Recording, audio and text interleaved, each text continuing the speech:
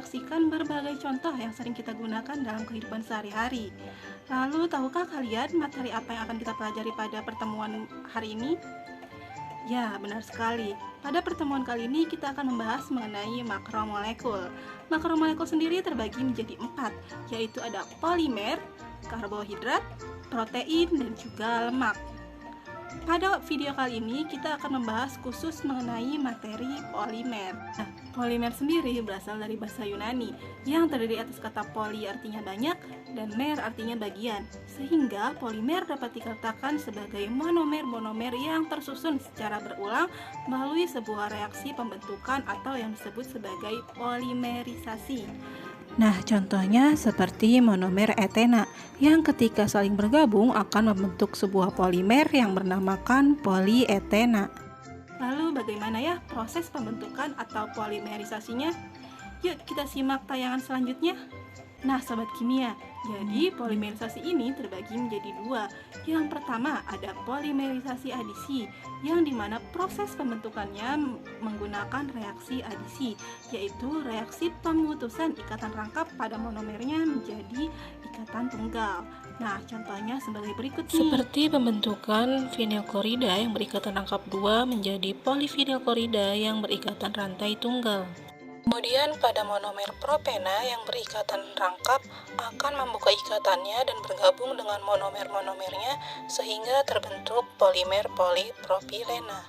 Dan pada monomer etilena yang berikatan rangkap akan memutus ikatannya dan bergabung membentuk polimer yaitu polietilena.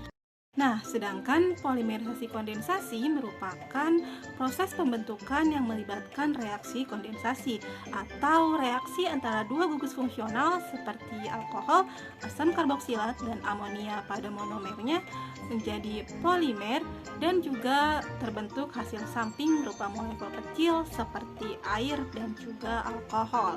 Untuk polimerisasi kondensasi contohnya adalah sebagai berikut. Monomer asam adipat dengan gugus fungsi asam karboksilat ketika ditambahkan heksametilenediamin dengan gugus fungsi amina akan berpolimerisasi menjadi nilon 66 dan molekul kecil berupa air. Baik sobat kimia, setelah tadi kita menyimak mengenai polimerisasi, saat ini kita akan membahas mengenai penggolongan dari polimer. Yang pertama ada berdasarkan asalnya, kemudian berdasarkan jenis-jenis monomernya, dan yang terakhir berdasarkan sifat-sifatnya. Baik, jadi polimer berdasarkan asalnya dapat dibagi menjadi 2, yaitu polimer alami dan juga polimer sintetis. Polimer alami adalah polimer yang terdapat di alam dan terdapat pada makhluk hidup. Contohnya ada karbohidrat, protein, dan juga lemak. Sedangkan polimer dari sintetis yaitu polimer yang tidak dapat di alam dan dapat dibuat oleh manusia. Contohnya seperti plastik dan berbagai barang yang sering kita gunakan di kehidupan sehari-hari. Nah, sedangkan polimer berdasarkan jenis monomernya dapat dibagi menjadi 2, yaitu ada homopolimer yang merupakan polimer yang tersusun dari monomer-monomer yang sejenis seperti polivinilklorida.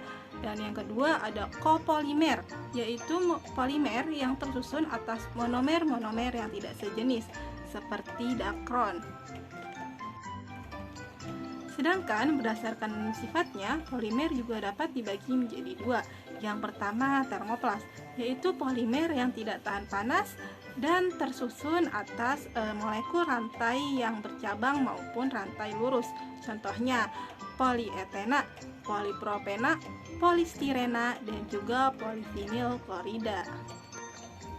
Dan yang kedua yaitu polimer termosetting atau polimer yang memiliki ketahanan panas dan juga molekulnya tersusun atas ikatan silang antar rantainya. Itu contohnya seperti bakelit. Nah, untuk menjawab soal tersebut, kita perlu analisis terlebih dahulu monomer yang tersusun pada nomor 1 dan juga nomor 2. Pada nomor 1 terdiri atas 6 karbon dan 2 gugus fungsi asam karboksilat, sehingga memiliki nama asam heksanadioat atau nama lainnya yaitu asam adipat. Sedangkan pada monomer nomor 2 tersusun atas 6 rantai karbon dan 2 gugus amina sehingga diberi nama heksametilenediamin. Maka ketika kedua monomer tersebut bergabung dan berpolimerisasi kondensasi akan menghasilkan nilon 66 dan molekul kecil berupa air. Nah, jika terdapat soal seperti berikut, maka kita perlu mengetahui konsep dari polimerisasi adisi, yaitu monomernya tersusun atas ikatan rangkap atau ikatan yang tak jenuh. Maka pilihan yang paling tepat ialah yang E. Nah, bagaimana Sobat Kimia? Udah bukan? Semoga pembelajaran kali ini dapat bermanfaat ya. Sampai jumpa di pertemuan selanjutnya.